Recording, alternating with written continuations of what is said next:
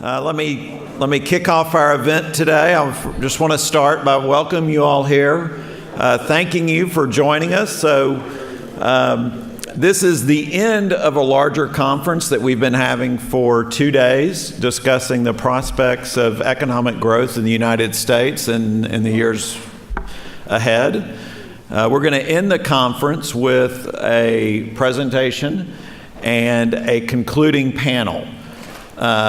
I could list off the names of all of the huge economists that are at this conference, but I would just end up listing everybody, almost everybody, myself excluded maybe.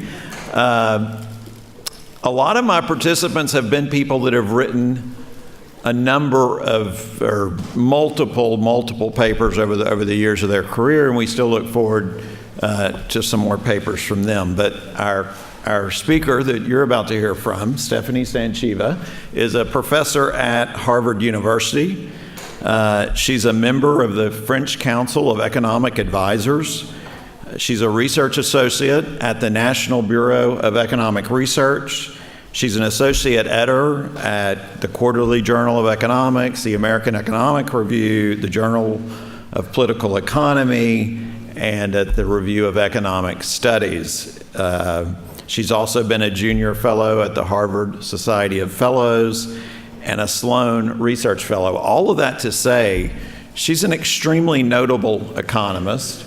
She's on the front side of her career, but I don't even think I'm overestimating where she will end up when I say one day she will be the headliner at a major conference. She truly is a great mind, and we are delighted to have her.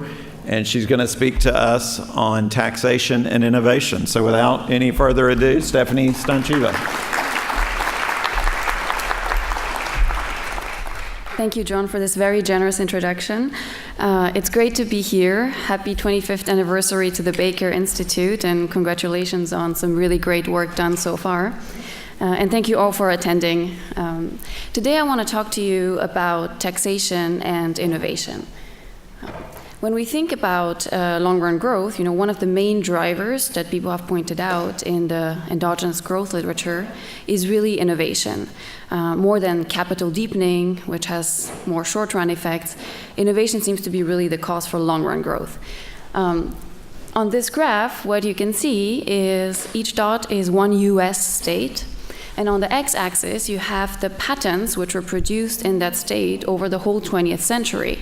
And on the y-axis, you see the growth rate of that state over the 20th century.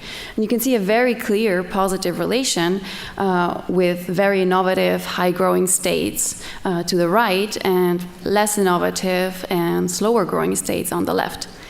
So what we want to cover here is that there's really two ways to study the interplay between tax and innovation.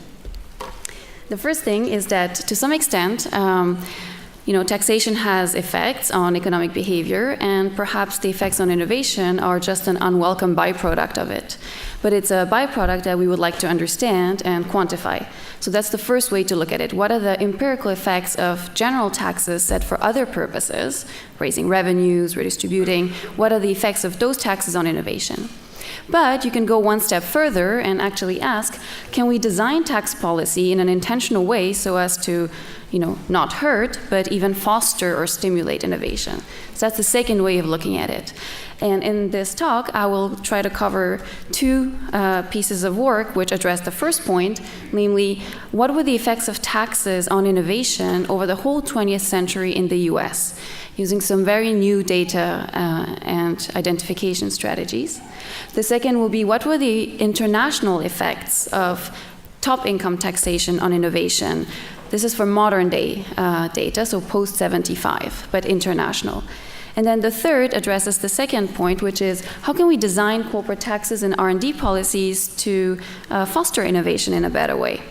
I'm going to go pretty quickly through all of this, but my goal is not to just show results or announce findings, but actually guide you a little bit through the research process, the data and the method, so that you can have some confidence or not in the results.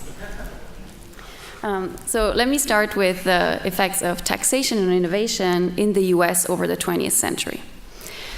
So when we think about innovation, we can think of these, enormously important inventors like Thomas Edison, who invented the light bulb, among others, and has more than 1,000 patents. Or Melvin de Groot, someone particularly close and dear to my heart. He invented chocolate ice cream. If that sounds trivial, it was apparently very challenging chemically to make the chocolate flavors stick to the cream. So that warranted a patent. He also has many more patents. And then Nikola Tesla, one of the major inventions he had was the alternating current, and he also has a lot of patents. So when we look at these people, we may say, what will taxes do here? Aren't these just mad geniuses, scientific pioneers, perhaps like us researchers who really don't care about financial rewards? Or are they actually, profit maximizers who would be affected by taxes? And if you start thinking that way, you can ask, is it more personal taxes? Is it more corporate taxes? And what are the margins which would be affected? Is it the number of patents produced? Is it the quality of those innovations? Is it the location? What firms they work for? So this is a little bit what we set out to try and answer here. So what we did was to have a very large-scale historical project in which we ask, how do taxes affect innovation? So it's a very challenging question, particularly because of a lack of data. So the first thing to do is to actually go and get some very new data. And these 3 big new data sets, which other people could use for other projects starting now, are first the panel of all US inventors since the 1900s and all their patents. So you can see where inventors lived, how many citations they got, which technological fields they worked for. The second big data set is the panel of all R&D labs of all US firms since 1921, with their employment, location, and their associated patents. And then a large new data set of all historical state-level corporate taxes in the US, since corporate taxes exist. For the personal taxes, we did not have to do much work. That was compiled by John Bakia, who has this very good state-level personal income tax calculator. And so we can systematically now study the effects of personal and corporate income taxes on individual inventors, I would call this the micro level, on individual firms that do R&D, another micro level, and at the state level, which here is the macro level. This can shed light on the effects of taxes more generally. You could view this as perhaps informing us also about entrepreneurship, more generally labor supply, mobility. Just to give you an idea of the data in a bit more nitty-gritty detail, this is a patent. So this is the light bulb patent. And this patent has a lot of information. So what we can collect from it is, for instance, the name of the inventor. Here's Thomas Edison. We can get the date of this patent. This is 1880. We can see where it was done in Menlo Park. And so we have a lot of information. The other variables come from matching this to the census data, from which we can see the age, the marital status, the birthplace. Those are not in the patent. Another interesting data set that we use is this R&D labs data. I just want to show you how it looked. Basically, the National Research Council sent out mail questionnaires to all firms in the US asking, tell us about your research labs. And a snapshot of the info would be here. The Polaroid Corporation, not picked randomly because it's very close to where I live in Cambridge, Massachusetts. So Edwin Land was the director of research, and he lists, there's 50 chemists, 5 engineers, all the different topics on which they do research. So a wealth of information here. So we took all this data, digitized it, the patents, the R&D labs, the state corporate taxes, and now we have this very good comprehensive data to look at the effect of taxes on innovation. So the first question is, how should we measure innovation? That's not a trivial question, and thankfully the data gives us a lot of possible measures. So at the state level, macro level, you can say innovation can be measured by the number of patents produced, or it could be measured by the number of citations occurring to those patents, or the number of inventors who are in a state in a given year.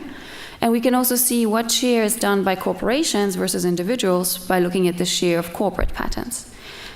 At the individual level or firm level, you have other possible outcomes. Do you patent at all? If yes, how many patents do you get over the next few years? Do you get a home run patent with many citations? How many citations do you get? Where do you locate? Do you hire researchers? Do you work in the corporate sector or in the non-corporate sector? So we're going to look at all these different measures. Of course, I cannot show you all the results in detail, but to give you an idea that we try to approach it, in a comprehensive way. And one side note here, which is interesting per se, is why should we worry a priori about both personal and corporate income taxes? Well, if you look at the share of innovation that happens within companies, now that we have this historical data set, we can actually see what share was done by companies versus garage inventors. You can see that in 1920, the dark solid line shows you the share of inventors who work for corporations. That started relatively low and has been increasing broadly, but non-monotonically over time. And the dashed line shows you the share of patents that belong to corporations. That has been very sharply increasing. And today, actually, if I expand it to 2018, it would be even more. Close to 90% of patents are done by corporations and not by individuals anymore. So that has really changed over time.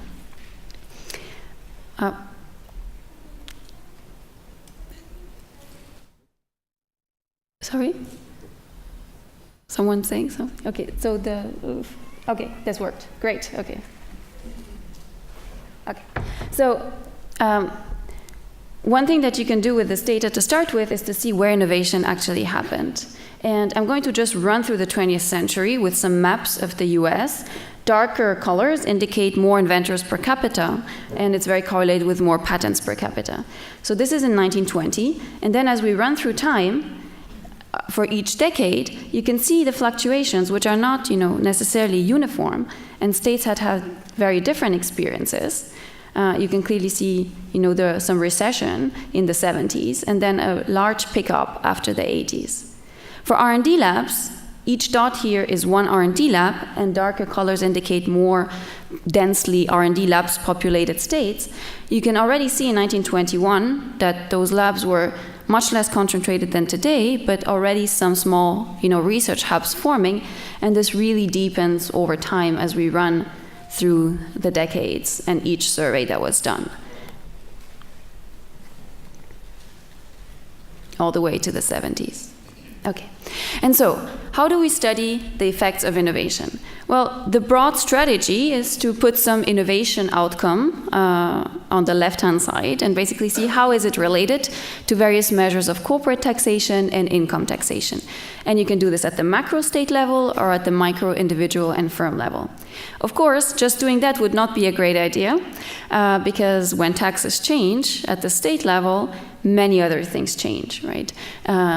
You can think of states even setting tax policy in response to local economic conditions. So just doing that would not be a great idea. However, there's other things you can do, what we would call an empirical strategy.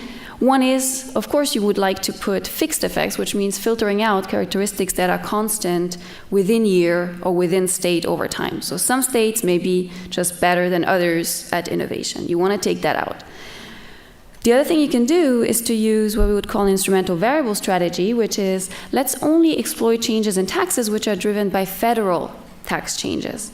Because states have federal tax deductibility sometimes, and all state taxes can be deducted from the federal tax base, you can actually predict what your tax rate would be in a state based on only federal tax fluctuations, holding state taxes fixed. So that takes out the fact that states may change taxes in response to local economic conditions. Another strategy you can have is to compare border counties, which lie in neighboring states and hence have different tax policy, but are economically potentially quite similar and geographically very similar. And the final thing you can do is to look at event studies, like you would do, for instance, in financial markets, which is around a sharp tax change, which defines an event. You can see how innovation outcomes have changed. And if it's a sharp tax change, you would hope for a clear jump or decline in innovation around it. So we try to do all of that, and I'm just going to summarize the results for you, hopefully with some confidence that approaching it in different ways leads to more robustness. So personal and corporate income taxes really negatively influence the quantity of innovation, the quality of it, so how cited are those patents, how much influence do they have on subsequent innovation, and the location of innovation. So patents, inventors, and firms tend to respond to corporate and personal income taxes, and the effects are quite large. It's much more elastic, for instance, than what we would find for labor supply elasticities or for, say, mobility of lower skilled individuals. And at the macro state level, you can think there's a lot of business stealing and cross-state spillovers, and that is true, but even if you take some conservative estimates and try to filter those out, there's still remaining effects. So it's not just all pure business stealing across states. When one state lowers its tax rate, it just drags resources from another state. That's part of the story, but not all of it. The other major finding is that corporate inventors, those who work for corporations, are much more sensitive to tax rates, and both personal and corporate taxes. So one explanation is that they have different exposures to these, but another is that they are driven by different motives, thinking back of the inventors I showed you in the first slides. And the final finding is that agglomeration seems to matter. So many people will ask, what about California? A lot of innovation, high personal income taxes. And the answer is that there is a countervailing effect to taxes, which is very strong, which is how many inventors work in the same field as you in that location. These agglomeration and innovation hubs really dampen the sensitivity to taxes. So that's on innovation in the US over the 20th century. And now I'm going to switch to the international effects of top income taxes since '75. So this is another project done on modern day data. And here, what we try to do is to say there's so much anecdotal evidence about rich people leaving in response to taxes.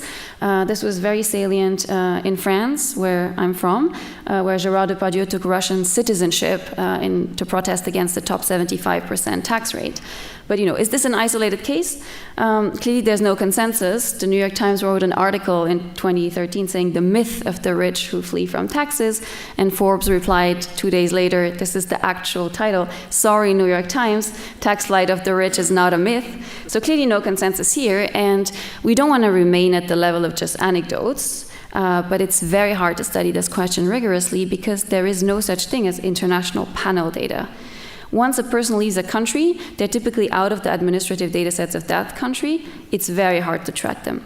But the patent data is a great international panel data set. You can track inventors even if they move. So what we do in this project is exactly that. Let's track inventors who are a very high-skill, important group across the major developed countries and see whether they responded when top tax rates in particular changed. So we really focus on these superstar inventors who are high up in the income distribution, contributing disproportionately to innovation and hence growth. And what I can tell you about this, about the findings here, is that superstar, like top 1%, the best top 1% inventors, are very significantly affected by top tax rates when they decide where to locate. So to be clear, this is a choice between the 8 major patenting countries.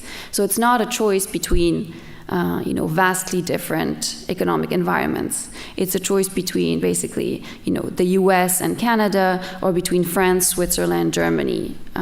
Those are the most mobile margins. But in those margins, they are very much affected by top taxes when they decide where to locate. If someone has been working or is working for a multinational company, they're much more responsive to tax differentials. So that could be because the company itself moves people in a way that matches the tax incentives, or because inventors have just more flexibility to move if they're within a multinational. And very similar to these agglomeration effects that we see historically, another thing that you can see is that if a company has very localized research activities in a given place, people are much less sensitive to the tax in that location. So this is very much, I want to be there, that's where the innovation action is, I'm going to disregard taxes. Okay. I cannot show you, regression tables or results too much, but I can just show you one thing that may be of interest here, which is the effects of the Tax Reform Act of '86 on inventors. So the way to do this is the gray area is the period of the tax reform. The red line is the tax differential between the US and a synthetic control country, which is basically Canada and Switzerland, mostly Canada and a bit of Switzerland.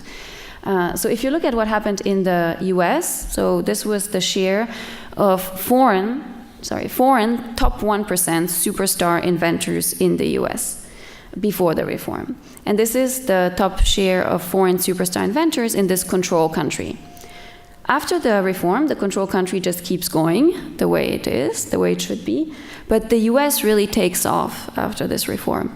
So after that time is when the US really starts attracting disproportionately foreign superstar inventors. So this is just one piece of the analysis. We do many more things. This is the most visually appealing one, and very strikingly so. Okay. All right, now to switch gears. So this is about the effects of taxes, and it's basically perhaps, as I said, unwelcome byproduct of setting taxes. But we can go one step further and think, can we actually design taxes in such a way as to foster innovation? So this third project is about how to design corporate tax and R&D policies to do exactly that. It's a quite technical project, but I think there's some interesting lessons from it. So why do we want to think about this? Well, in the world, there's actually a ton of intervention by governments into the R&D of firms. So firms spend a huge amount on R&D, but the government also covers a large share of it already. So if you just look at OECD countries, this is showing the share of government funding of private business R&D.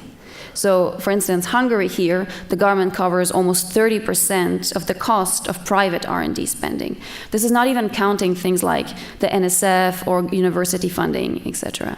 And so, in the US, it's overall, according to this estimate, around 13-14% of all private spending is covered by the government. So clearly governments already do intervene. And are they intervening in the best way? Well, R&D policies are very widespread, very costly, but clearly not fully understood. Because if you look at just the correlation between innovation outcomes and the amount of funding, the correlation is not positive. And so clearly, there is not just the question of how much money to throw at the problem, but also how to do this. And the second big motivation here for this project is that one thing that's typically quite ignored is the fact that firms have private information. Firms know much more about themselves than the government knows about them.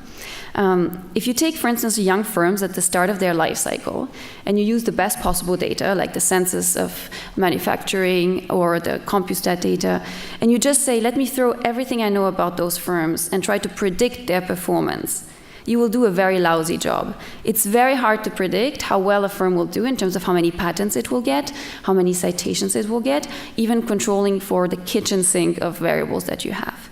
So there's a lot of asymmetric information. Firms know way more, although they may not perfectly know what's going to happen to them. And there's two possible ways of addressing this. One thing is what the NSF does, basically, or what venture capitalists do, which is direct screening. Let me try to infer how good you are by detailed interviews, looking at your proposals, at your CV, getting you out for presentations.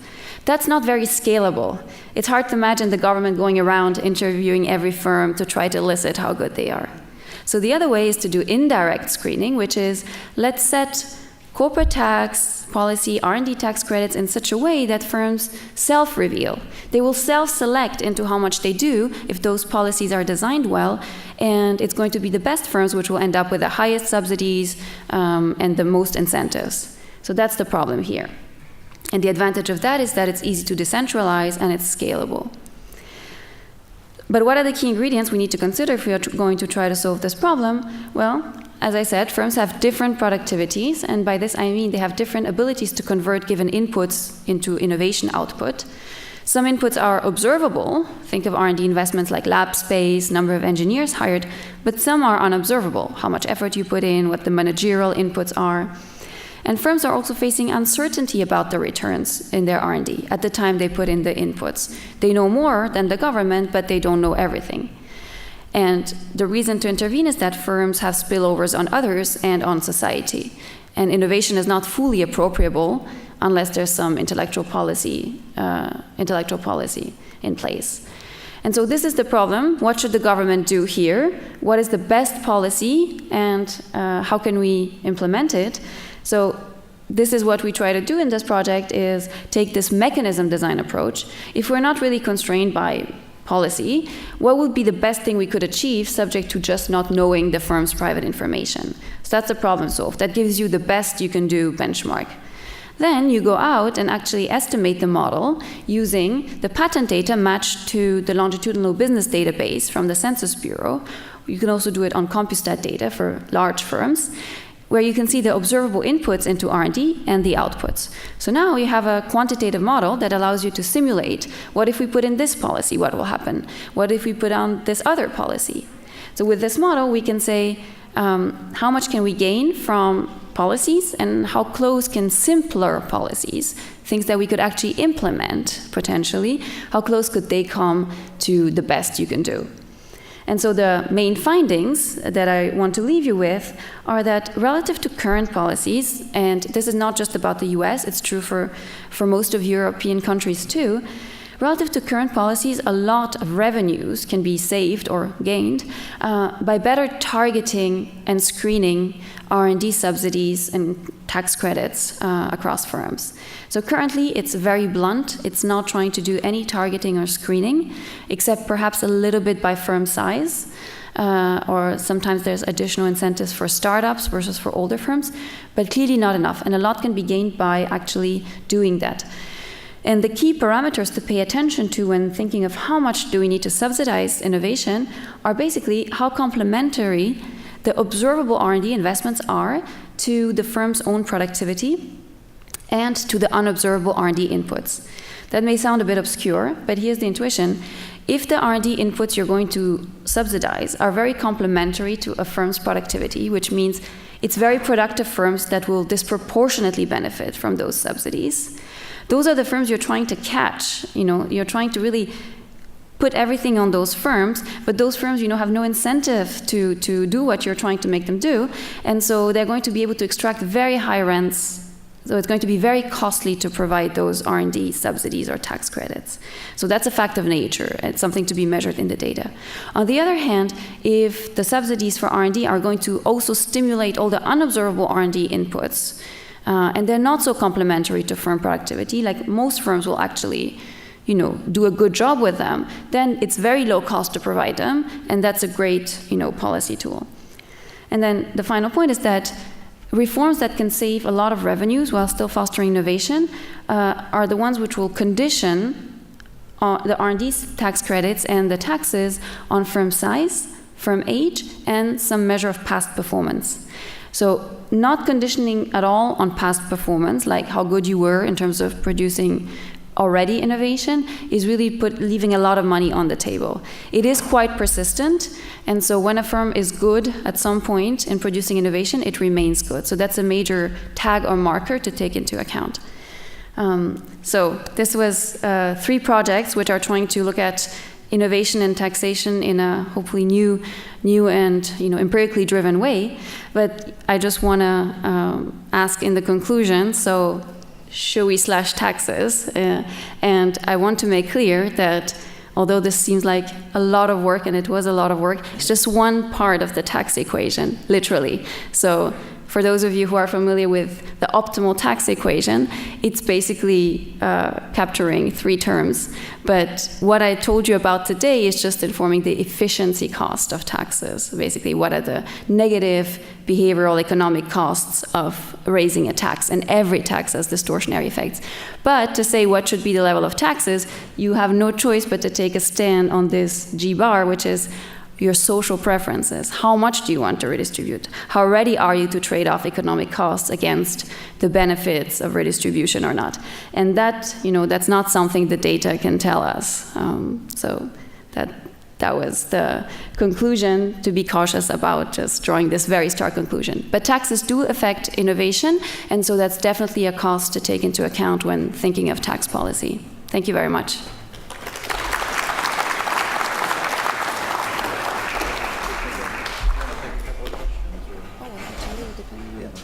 I think we have time for for 2 questions, and then we'll have our concluding panel. The moderator's prerogative to Alan Arbach on the panel, and then I'll go over there. This relates to your discussion of choosing the right mechanism. A big distinction in policy discussions these days is changes in incentives on the way in, such as R&D tax credits, and changes in the income measured to be estimated to be attributable to intellectual property development through things called patent boxes. Do you have any, just a general comment on the relative preference for such approaches? That's a very, very good question. So actually in the paper, we do look at intellectual policy design as well, which is a big part of the equation. In fact, the intellectual property policy is a major distortion here in the sense that it introduces a monopoly rent that you would like to correct for by trying to tax away those profits in some way. But it is a fact of nature in the sense that otherwise innovations are not appropriable. So the two are definitely complementary. The more you do, substitutable, the more you do on the intellectual property side, the less you can afford to do on the tax policy side. It would be very good to actually quantify the relative two, so we haven't gone there yet. But these two levers should both be used to some extent, absolutely. Last question. How could the U.S. government look at its labs like one in New Mexico, a government-controlled total lab that doesn't have the profit incentive or other symbols to look at the success? Los Alamos. I'm not sure I understand, the question. I think he's asking. Sorry, yeah. I'm speaking of government-owned research labs like Los Alamos. How do you apply this thinking to those labs? Yeah, so I think this is really about the tax tools to affect private R&D research. Whatever is done in-house by the government, and there's a lot of it, a major amount of the R&D spending that was not covered in this 13-14% is in-house R&D in all the federal agencies or partnerships with labs or universities. It's a whole different thing there because you don't introduce prices and taxes between you and them. So there, it would be more the direct screening approach that the NSF does, for instance, for researchers or venture capitalists would do. Excellent. Thank you.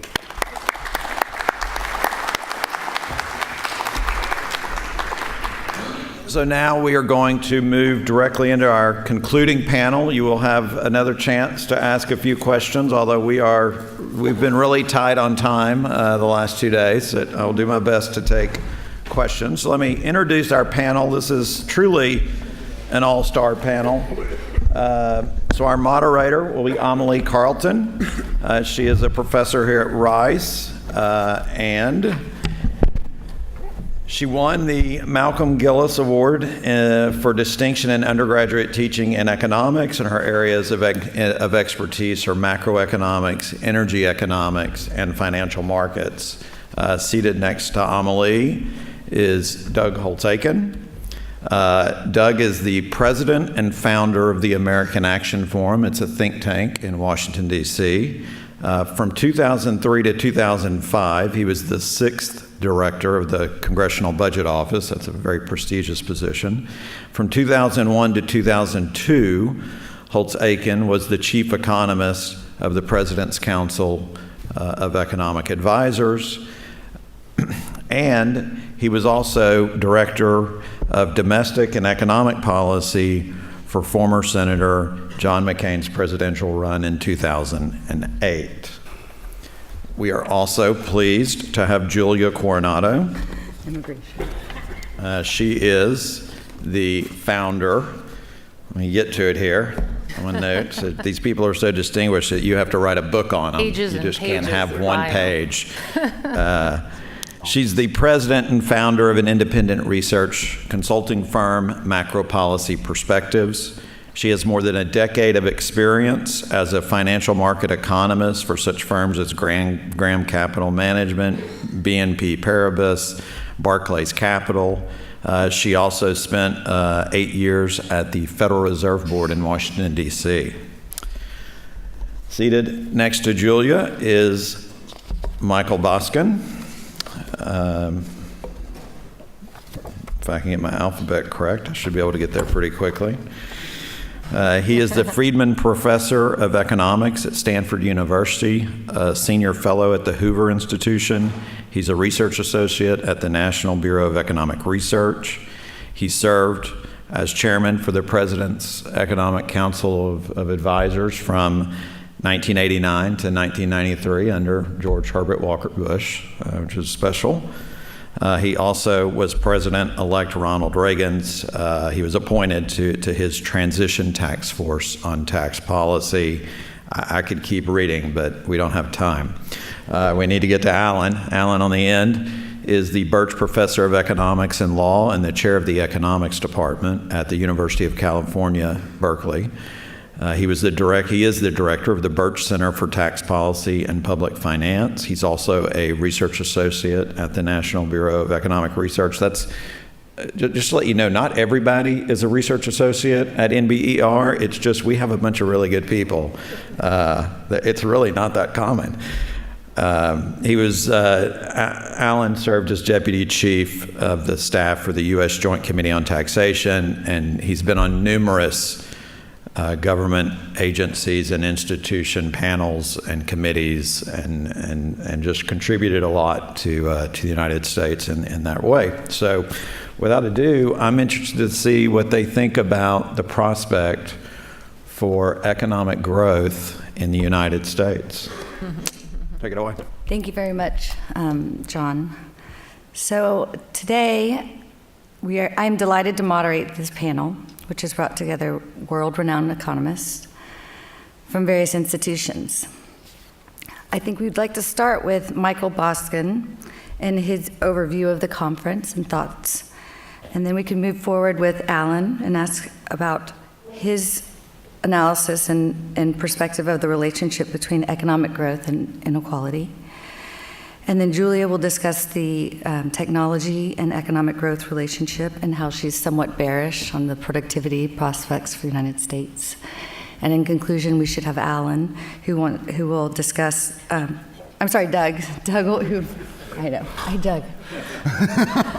Doug will discuss other topics not necessarily addressed during the conference for prospects of economic growth. So with that, I will let the brilliant minds on this panel begin their discussions. Hurry up so we can get to the other center to fill that promise. But let me first say how delighted I am. I don't think your mic's on.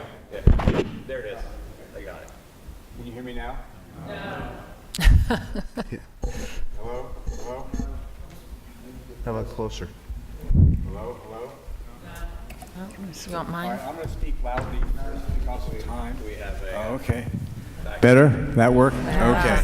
There you go. All right, well, I'll try not to do a Rod Stewart imitation. Stephanie mentioned him. First of all, it's been a real pleasure. It's been a fantastic conference. I've learned a lot, and I think everybody learned a lot from each other, and I want to congratulate John and George and the staff of the Baker Institute for doing a fabulous job on this conference. I also want to briefly say that I want to note in particular my long association with James Baker, most continuously and intensely when I served as chairman of the President's Council of Economic Advisors for President George Herbert Walker Bush, and he was Secretary of State. We worked together on many international issues, some surrounding the Gulf War, some surrounding the collapse of the Berlin Wall, some on just the traditional kinds of trade and international financial issues. To give you an idea of what a remarkable person Secretary Baker is, in all of the discussion in Washington from Monday to Wednesday for the President Bush's funeral and here in Houston yesterday, one item never came up much. In all the discussion of how well the first Gulf War went, the brilliant coalition put together and the congressional approval, et cetera, it isn't often remarked that's the only war in the United States history that never cost us one penny. Secretary Baker ran around the world and got the Allies to pay for it. That's the kind of quality of person that this institute is is founded on behalf of and bears his name. So we should all be proud of that. What I want to do is just very briefly summarize what we've been talking about. We all know how important compound interest is. Albert Einstein said it was the most powerful force in the universe. So very modest differences in a growth rate over a span of time, over decades or generations, lead to enormous differences in standards of living and opportunities over that period of time. We tend to focus a lot on the very short run. What's the Fed going to do? What's GDP going to be next quarter? What's the unemployment rate going to be? That's important in another right, but this conference was basically focused on prospects for growth over a longer time span. And we heard a lot of aspects of that in this conference, microeconomic at the industry level, at specific technology level. We heard some macroeconomics of this. We heard comparisons of the US compared to other countries. And I think it would be fair to summarize by saying we could put the factors that are likely to affect how well we do, whether we consider the United States successful in coming decades or less successful or not successful at all, depending on how well we do, both absolutely and relatively, into several particular buckets. The first one, and the one we perhaps spent the most time on and is most controversial and in some ways is most important, is the question is, are the productivity gains from technology waning? Are newer technologies, and we likely see in the future, likely to have less impact on our ability to produce other goods and services more generally, widely throughout the economy, declining? Our social networking and this sort of stuff and artificial intelligence and robots going to be less important than computers and electrification and the automobile, et cetera. We've heard different points of view on that, and that's pretty fundamental. And all the areas I'm going to discuss are areas affected by economic policy. A big issue in all of this is whether these technologies do what, where I come from in Silicon Valley, is called develop a killer app that is immensely useful. As opposed to just getting a few people rich or having a niche in the economy, okay? And net of anything it displaces in the economy, I might add. We didn't probably spend enough time on that. And entrepreneurship, R&D, development of ideas, all of these were things we focused on. All of these can be affected by economic policy, as Stephanie just gave you a terrific summary of her recent work on this. Including the tax system is very important in this, but other aspects, government R&D, if it's appropriately funded, and we follow the model of peer review and things of that sort rather than politicizing it.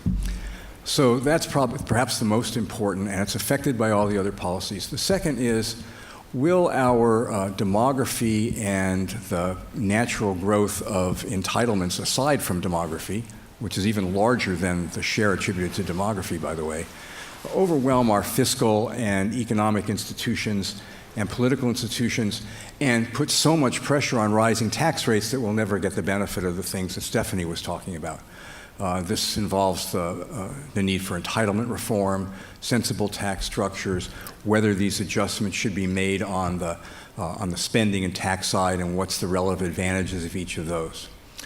The next one really we spent some time on, but perhaps is important, and it's important probably with a longer lag and a longer time frame, is what is the quality of our education system and a future labor force, our human capital? We can affect some of that in the short run with, say, more merit-based immigration policy and things of that sort. Will we have enough workers? We're headed from over 3 workers per three workers per retiree to about 2. Much of the rest of the advanced world's heading to 1-to-1, the Japanese, the Germans, the Italians. Those of you, by the way, as an aside, if you like privatized Social Security, we just buddy up a young person and an old person. But that is another really important factor. The next one I would say is how we reconcile our needs for a strong economy, continued growth, providing an economy where the pie is growing sufficiently so we don't fight so much over its division and get in each other's way too much, with our energy needs and environmental concerns. We heard a lot of talk about that. We had a lot of talk about carbon taxes and different ways they could be rebated, the pros and cons of various things, how they would affect the economy and the political economy. John Diamond and George Zadro do a terrific job. They presented their work, which is really quite influential in this regard. So I commend you guys for that. And then the last I would say, which Alan will talk about in more depth, revolves around the issues of growth and inequality, but not just their relation to one another, but the political economy of all that. People get in trouble for using terms like takers and makers, as Paul Ryan did, or Mitt Romney's 47%.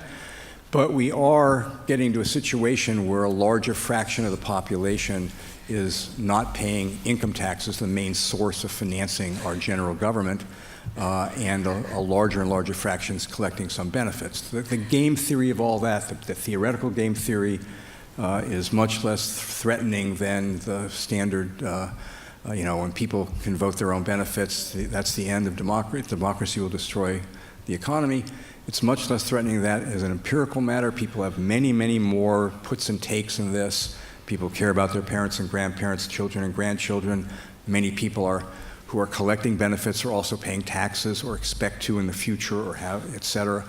So there's a complication of all that, but it revolves around what will be the pressures as the economy grows created if inequality continues to rise, what's happened in the past, what is this relationship in both directions, and what's the political economy that will drive the policy response to the inequality, and what will that do to the economy. So those are kind of the buckets I would put things in. We've had a quite robust discussion of all of these things. And as usual, we have the beginnings of answers, not firm answers to all of these questions. So with that, I'll turn it over to Alan. Are you next? Sure. Thank you very much, Mike. And thanks also to the conveners of this conference. I think it's been very stimulating.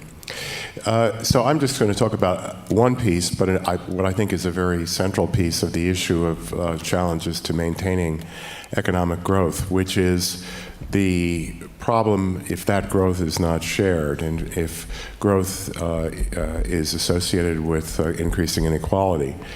I think there are both economic and political problems associated with that. And I'm just going to make a few points about this, some of which came up in the course of our discussion the last 2 days. The first is that we tend to think of policies that encourage investment in either tangible or intangible assets as good for not only for economic growth, but also good for the growth of wages, because we think of capital as being complementary in production to workers having better tools to work with, and therefore being more productive and earning higher wages. I think one of the things that we have seen in recent years is that things are a little bit more complicated than that. The way the economists would say it is that one needs to think about not just two factors of production, labor and capital, but different kinds of labor. And while capital investment may make engineers more productive, the robots that are being produced may make production workers superfluous rather than productive. And so we need to think, as we're thinking about policies to encourage investment, what kind of investment that should be in terms not only of helping growth, but perhaps not exacerbating inequality. And in thinking about policy levers, one of the things to include is not just incentives for private investment, but also government investment policy as well. Which of course, we know in general that government investment has been very low for many years. It's hard to know what the optimal level of investment is, but it's also worth thinking about the kinds of workers that investment helps. A second thing is that when we encourage investment, we should do it in a smart way. It's easy to cut taxes on capital as a way of encouraging investment. And ultimately, some sort of tax incentives are likely to be needed to encourage investment. But there are different ways of designing such incentives. A simple way sometimes described is some policies have more bang for the buck than others in terms of the actual investment. So showering businesses with money may encourage investment, but giving them tax incentives that are very much focused on increasing the kinds of investment we see as most productive is probably a better way. And I think the 2017 Tax Cuts and Jobs Act earns mixed reviews in that regard. That is, some of the measures in it, I think, were very cost-effective and focused, others much less so.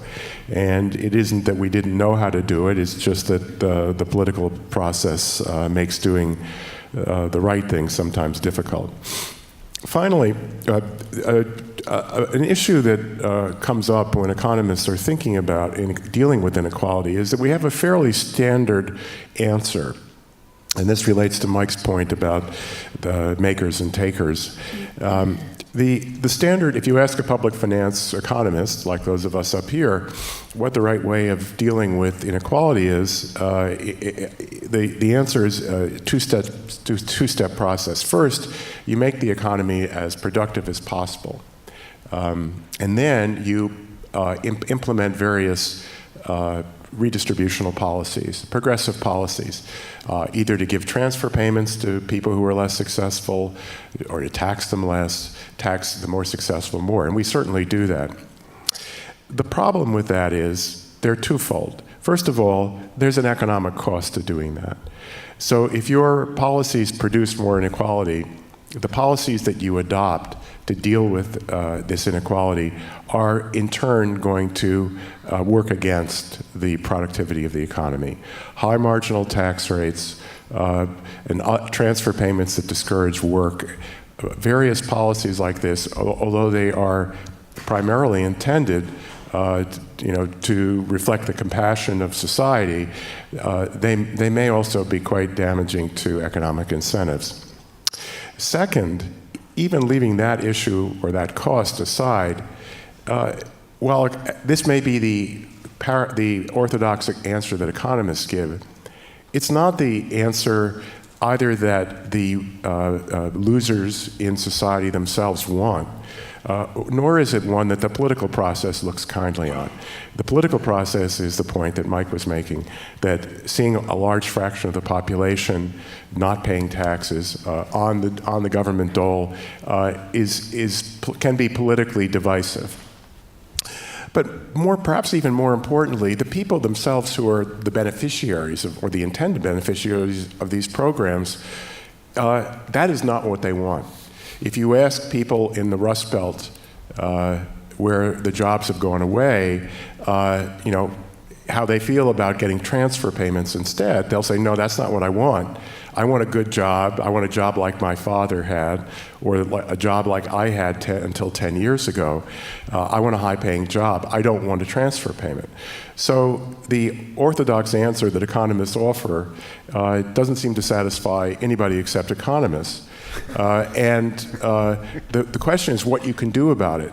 Well, I think you can still use economic insights, that is, not reject the entire approach that economists take, but try to be a little bit smarter about it. For example, if there are policies that can encourage firms, directed at firms, that it can encourage them to hire workers who may be out of work or underplaced or underemployed, encourage them to pay them higher wages, perhaps even through subsidies given to employers, this may more or less accomplish the same objective that we usually try to accomplish, but in a way that makes the workers themselves more satisfied with the outcome and also perhaps has lower political costs than what we're currently doing. So I think we need to, as we strive to maintain growth in the face of all the headwinds we face, including the ones that Michael mentioned about the environment and demographic change, we also have to keep inequality in mind, not so much as something we should wring our hands about, but as something that we should design policy toward. Okay, I think my mic works. So first of all, I want to thank the organizers of the conference for the invitation. It's been an incredible day and a half so far, and I've learned a lot. What I want to talk about, we're thinking about the prospects for growth, and it comes at a challenging time. I think by most estimates, the vast majority of estimates, trend growth in the United States has declined over the last few decades. The Federal Reserve Board, for example, their median estimate of the long-run growth rate is 1.8%, so less than 2%. And that, to Michael's point, makes achieving those gains in standard of living harder. So the research that we saw presented and discussed looked at the building blocks of growth and what we know and what we don't know. And what we know is that birth rates in the United States have fallen quite dramatically. We know that they have fallen now below replacement rate, so that over time, over a long period of time, the US population is actually set to shrink. And then we know on the immigration side that immigration has, after a couple of decades of very strong immigration flows, it's already slowed even before the most recent tightening of immigration policy. So the basic building block of demographics, we know, is set for slower population growth.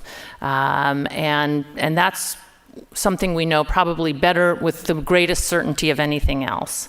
And then that puts the onus on productivity, which is the secret sauce. And so we spent a lot of time talking about productivity, and you can sort of broadly categorize the techno-optimists and the techno-pessimists, and this notion that, you know, we can all observe in our daily life this tremendously rapid pace of innovation, of technology transformation in the way we do everything, the way we bank, the way we entertain ourselves, the way we communicate, just has changed rapidly. And I think that there's a confusion between rapid technology transformation and productivity. Productivity is the number of people required to produce growth. And what some of the research has showed is that actually it takes increasing numbers of researchers to produce this technological change. In fact, there's diminishing returns to intellectual capital just as there are to physical capital.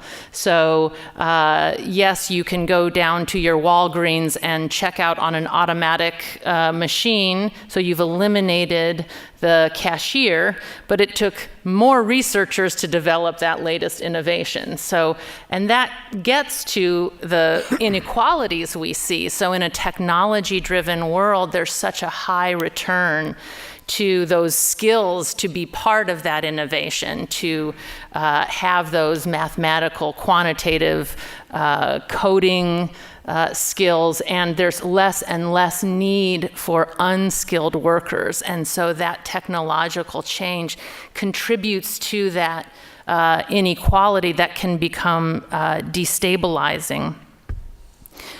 From a political standpoint.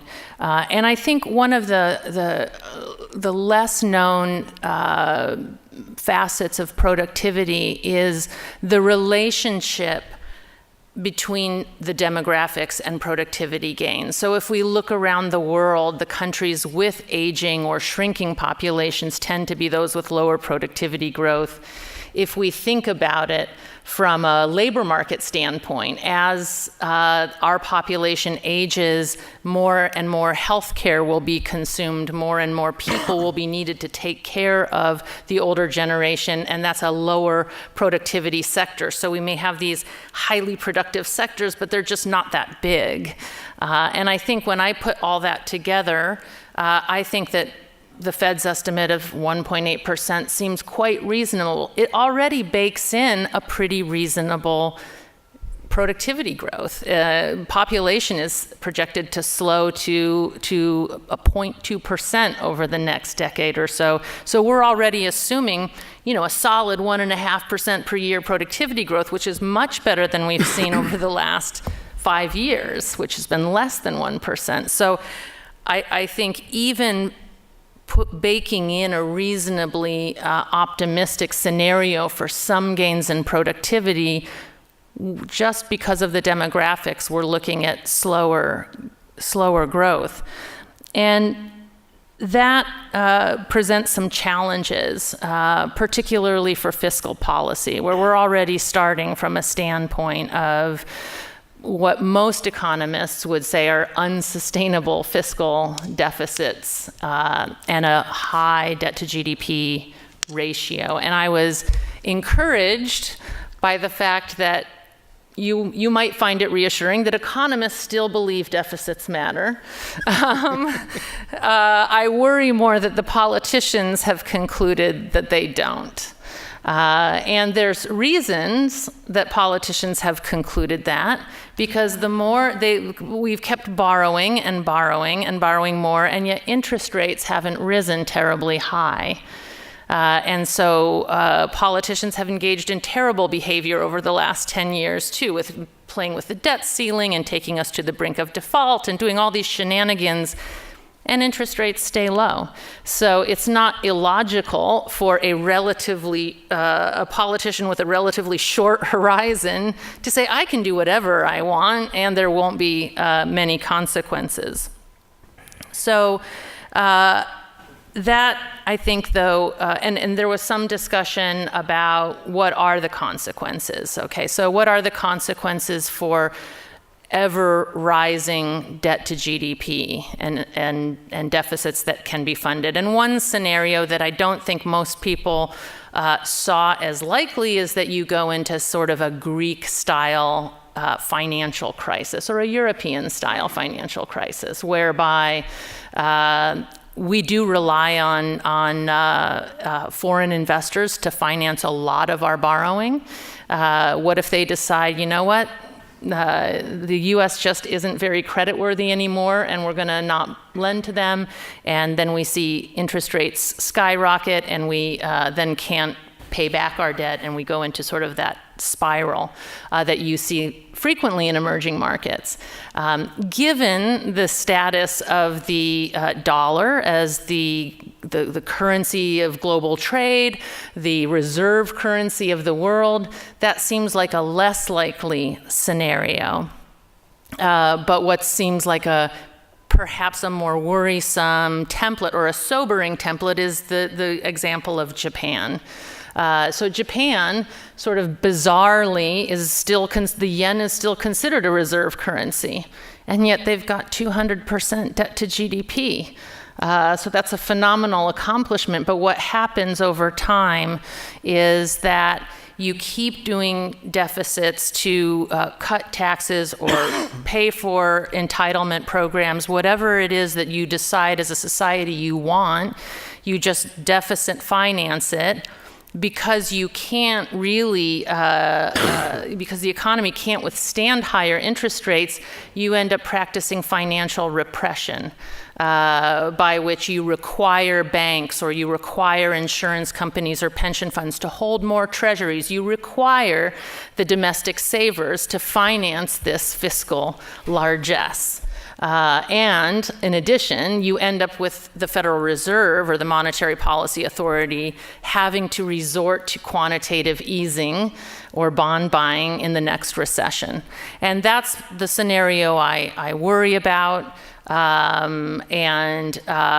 It's sitting in the James Baker Institute and thinking about the choices that the first George Bush administration made to engage in fiscal responsibility and make difficult choices to keep that outlook more sustainable. We're not seeing that, but I think that would be in the best interests of our children and our grandchildren. And I'm about to have my first grandchild, so I am much more sensitive to these sorts of things.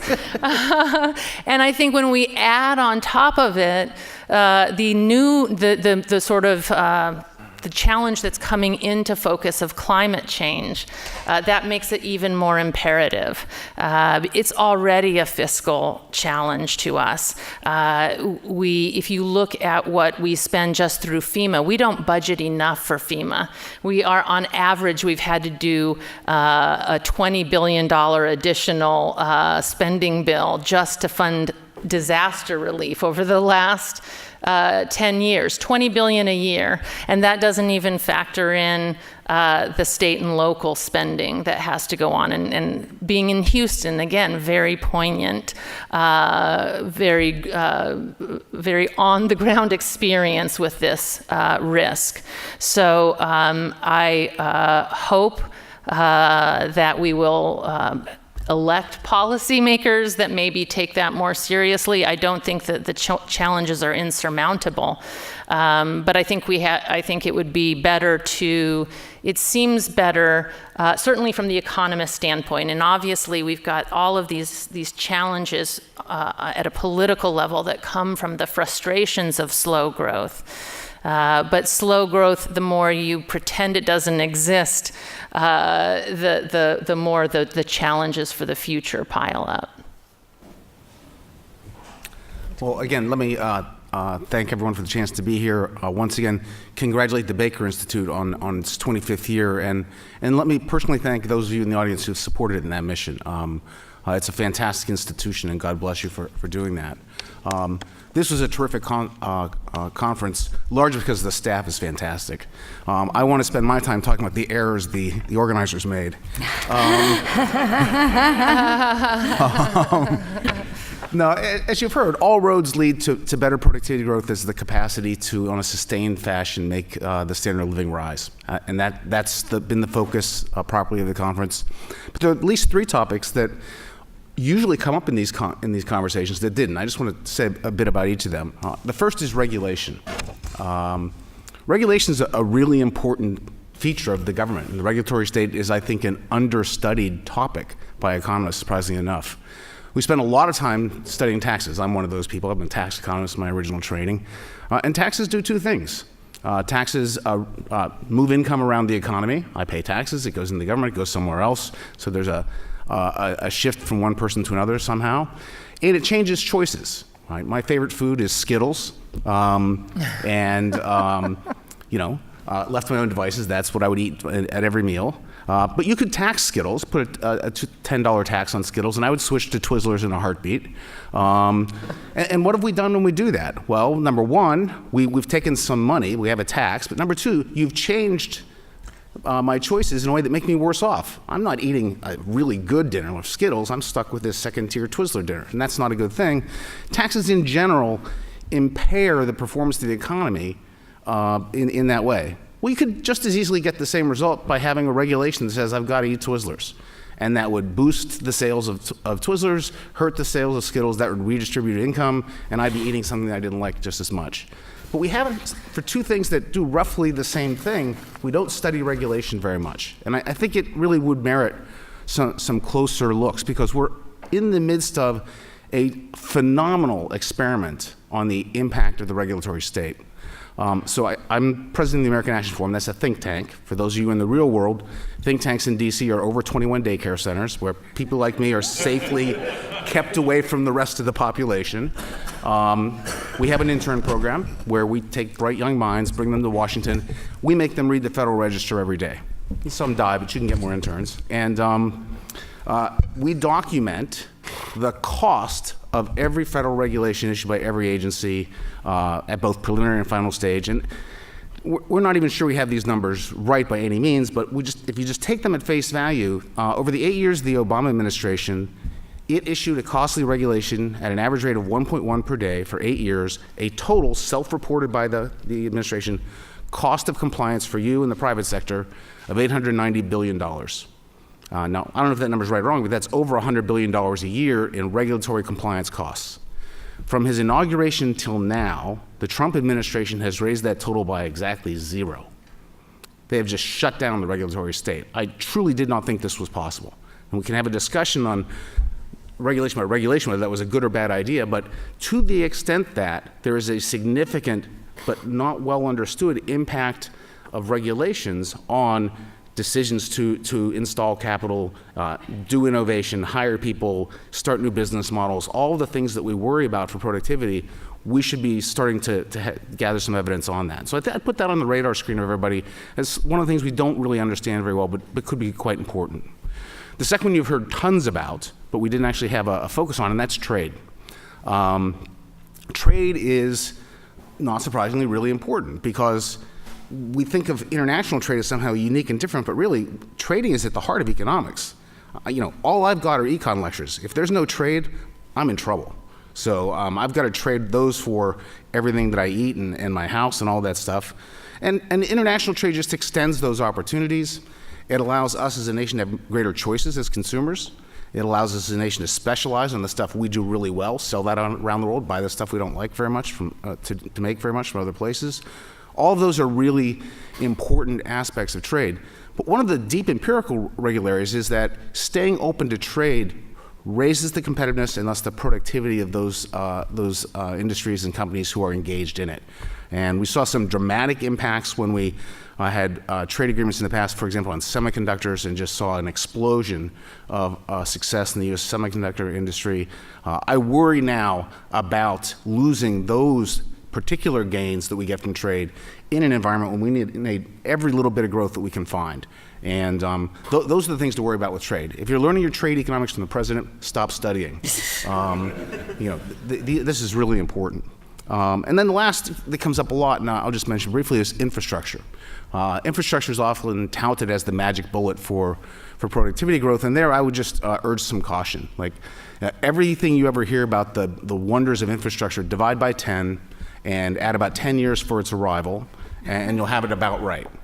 Because the biggest mistakes that are made about infrastructure promises is they're always too big and that they happen real quickly. Neither is true. Good infrastructure is essential. We should take care of it, but it will not be the magic elixir for our productivity problems going forward. But again, I just want to thank my fellow panelists for the chance to be here and the organizers for inviting me. This was a well-timed, terrific conference on the most important topic facing us. Thank you very much, Doug. And I will bring you some Skittles as soon as I can. I want to thank Dr. Diamond for asking me to serve as a moderator. I teach macroeconomics every semester to Rice undergrads, and more often than not, we discuss that GDP per person on average grows at 2% per year. And when you look at that over an extended period, you can know that citizens in the United States, their standard of living doubles every 35 years, and that's remarkable. And if you have children, young children like I do, and you look into their eyes, you hope that the United States economy will provide the same opportunities for them. Economic growth will still be robust. They won't have a debt burden on their shoulders. And also they will study a lot and hopefully attend Rice in the future. So, Dr. Diamond, thank you very much for this opportunity in organizing this conference. Thank you to my panelists for contributing to our understanding of the progress of economic growth in the U.S., and I will turn it over to Dr. Diamond. Thank you. All right, so I just want to, I thank y'all for coming. I would love to open the floor for questions, but the best we could do is one question. We have cars showing up at 2 o'clock to take a bunch of very tired economists. Get a good one. To the airport. Is it a really good question? Like the best ever? Okay. Yeah, he's got it. You got me. Really quick. Education is the key of prosperity for individuals and nations. The best idea to come around in several years is to have free tuition in public colleges, and 7 countries in Europe already have free universities. I've written letters to A&M in Texas.